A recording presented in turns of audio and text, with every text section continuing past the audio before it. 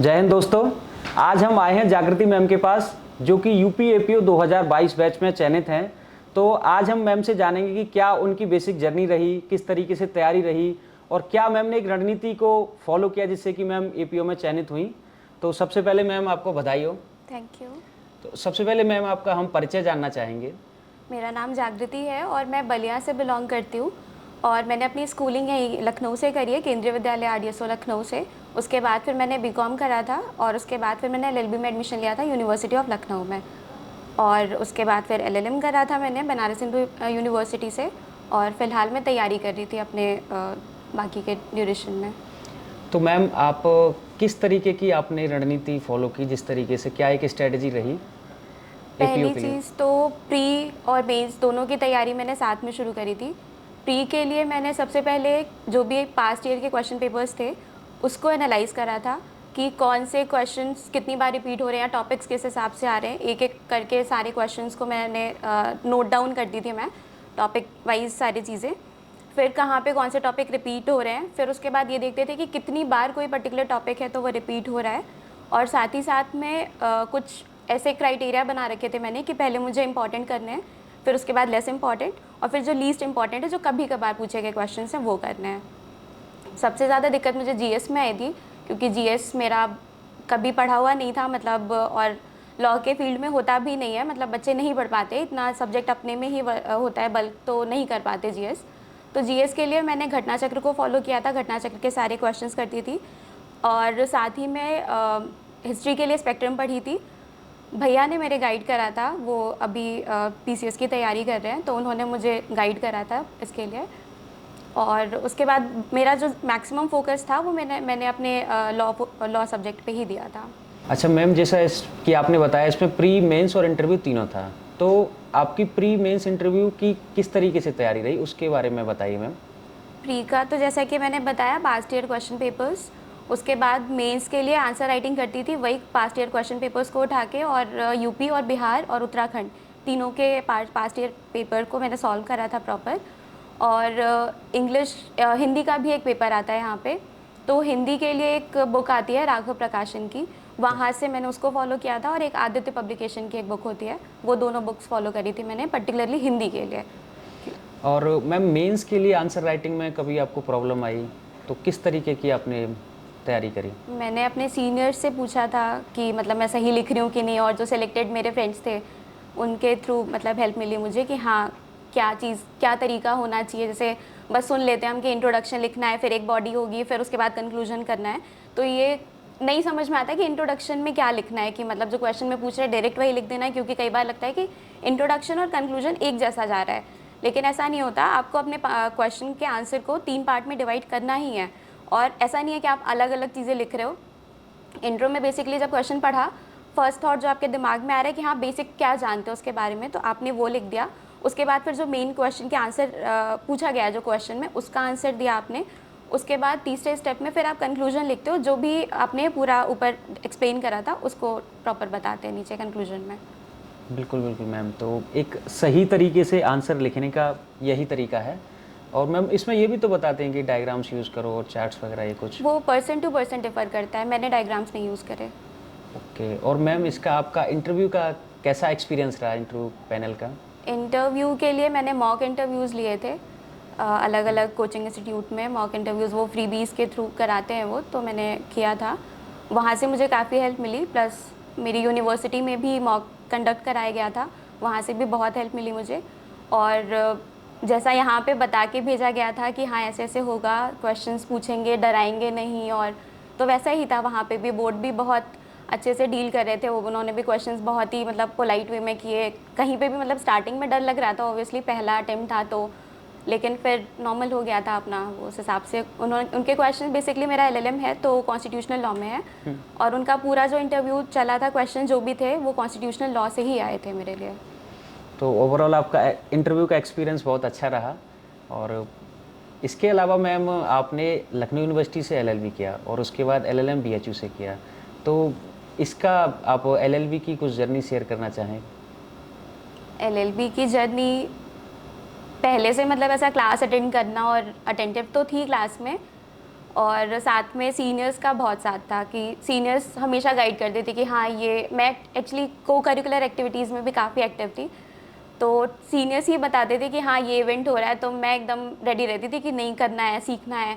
Mood courts में भी participate करा है मैंने, और फिर लिटरेरी इवेंट्स होते थे नेशनल और इंटरनेशनल लेवल पे, वो भी अटेंड करा मैंने। सेमिनार्स ऑर्गेनाइज भी कराए हैं और अटेंड भी किए हैं। इनफैक्ट लिखने का शौक़ है, तो मैं रिसर्च पेपर्स वगैरह भी लिखती हूँ, आर्टिकल मेरे पब्लिश भी हुए हैं।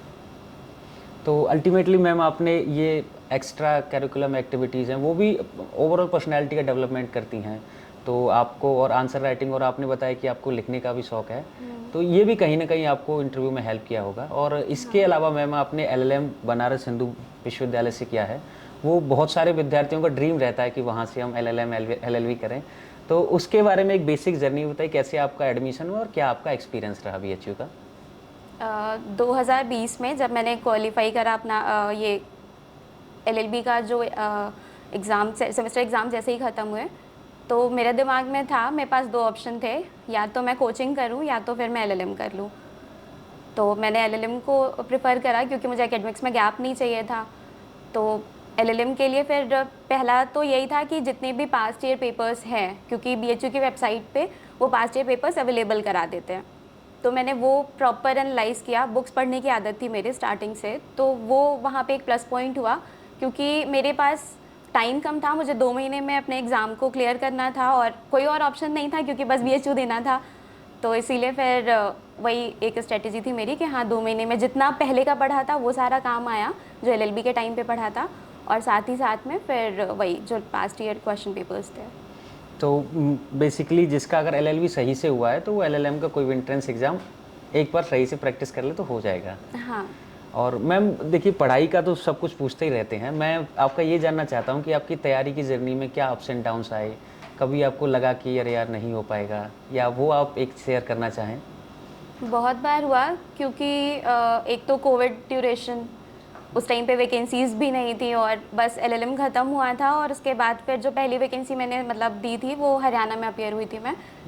तो हरियाणा के बाद फिर ऐसे मल्टीपल स्टेट्स के आ रहे थे, अपना यूपी का कुछ भी नहीं था, यूपी फोकस्ड ही थी मैं, तो ये लग रहा था, और फिर उधर हो भी नहीं रहा था, मतलब 1-2 नंबर से कहीं रह जा रहा, कहीं बहुत ज़्यादा डिफरेंस रह जा रहा था। तो वो बहुत ही मतलब ऐसे हो गया था कि अब तो कुछ भी नहीं होगा अपने से, मतलब एकदम ऐसा। तो वही है कि फिर फैमिली, फ्रेंड्स और सबका सपोर्ट रहता है तो चीज़ें हो जाती हैं करते करते। बिल्कुल मैम, बिल्कुल वही है, देखिए घर वाले और दोस्त अगर सपोर्ट करें तो चीज़ें अच्छी होती हैं। अच्छा मैम, कुछ ऐसा आप शेयर करना चाहेंगी जो जिन्होंने आपको बहुत ज़्यादा मोटिवेट किया आगे बढ़ने के लिए कुछ? हाँ, मोटिवेशन के लिए सबसे पहले तो पापा थे मेरे साथ में। पापा हमेशा, जैसे मैं बहुत जल्दी हार जाती थी कि मतलब अब नहीं हो रहा मुझसे, तो मतलब अब नहीं होगा, लेकिन पापा कहते थे कि जब यहाँ तक हो गया तो थोड़ा सा और कर लो, हो जाएगा। तो वो जो उनका थोड़ा सा और था, वो थोड़ा सा और करते करते मैं यहाँ तक पहुँच गई। बिल्कुल बिल्कुल मैम। और बाकी आप अपनी इस सफलता का, एपीयू में सिलेक्शन का, इसका श्रेय आप किसको देना चाहेंगी? अपने पेरेंट्स को और दोस्तों को और टीचर्स को। और मैम इसके अलावा कोई भी एक मैसेज जो आप विद्यार्थियों को देना चाह रही हैं, जो मेनली उन विद्यार्थियों को जो किसी न किसी परेशानी से जूझ रहे हैं? आपने जैसे अभी मेंशन किया था कि 1-2 नंबर से मैं भी रह जाती थी, तो बहुत सारे ऐसे विद्यार्थी हैं जो इस परेशानी में हैं, तो आप उनको क्या एक मैसेज देना चाहेंगे? पढ़ाई तो खैर सब लोग करते हैं, तैयारी सबकी होती है, लेकिन वही है कि कोई ज़रूरी नहीं है कि जो अब जैसे यहाँ पे 69 पोस्ट थी, 70 पे जो रहा होगा, ऐसा नहीं कि उसने तैयारी नहीं करी है, उसकी भी उतनी ही तैयारी थी जितनी 69 वाले की थी या जिसके फर्स्ट रैंक वाले की थी। तो बस वही है कि कुछ कुछ रीज़न की वजह से चीज़ें रह जाती हैं, तो होपलेस नहीं होना है, आपको करते रहना है हमेशा। और पूरी जर्नी में आपको बहुत बार लगेगा कि अब नहीं हो रहा, छोड़ देते हैं, लेकिन ये बिल्कुल भी गिव अप नहीं करना है आपको। और सबसे इम्पॉर्टेंट चीज़ कि तैयारी तो करिए, खूब पढ़िए, लेकिन अपनी हेल्थ के साथ में कोई खिलवाड़ नहीं, हेल्थ पे स्पेशल फोकस कीजिए। अच्छा मैम, जैसा कि आपने हेल्थ का चर्चा की है, तो मैंने देखा बहुत सारे विद्यार्थी बोलते हैं हम 18-18 घंटे पढ़ते हैं, बहुत सारे को देखा रात रात भर पढ़ते हैं, पूरा दिन सोते हैं, तो उनके लिए आप क्या बोलना चाहेंगे? ये तो मतलब वो अपनी अपनी कैपेसिटी पे है, और 18 घंटे पढ़ रहे हैं तो मुझे नहीं लगता कि 18 घंटे कोई पढ़ सकता है। बिल्कुल मैम। मैक्स टू मैक्स मतलब अगर पढ़ लेते हैं तो अच्छी बात है, लेकिन अगर आप मैक्सिमम आप दिन के 8 घंटे 10 घंटे दे रहे हो तो बहुत है उतना, क्योंकि अगर बाकी चीज़ों पे आप काम नहीं कर रहे, सिर्फ पढ़ ही रहे हो, तो एक टाइम बाद आपकी तबीयत बिगड़ जाएगी और आपका सारा पढ़ा लिखा ख़राब हो जाएगा, उस टाइम पे आप नहीं कर पाओगे। बिल्कुल, बिल्कुल। और मैम सबसे बड़ी बात है कि आपका एकेडमिक्स बहुत अच्छा रहा है, जैसा कि देखा बनारस हिंदू विश्वविद्यालय और लखनऊ विश्वविद्यालय से रही हैं। तो आपके आगे का अब लक्ष्य क्या है कि नहीं मुझे इतने में सैटिस्फैक्शन नहीं है, मुझे आगे जाना है, तो उसके लिए? आगे तो अभी मैंने जुडिशरी का मेंस लिखा है, तो उस पे अगर हो जाता है तो उसके आगे की चीज़ें फिर सोचेंगे। बिल्कुल मैम, बिल्कुल, हमारी शुभकामनाएँ। और आप इस तरीके से आपने तैयारी करी है तो परिणाम बहुत अच्छे ही आएँगे। और बाकी thank you so much ma'am. Thank you.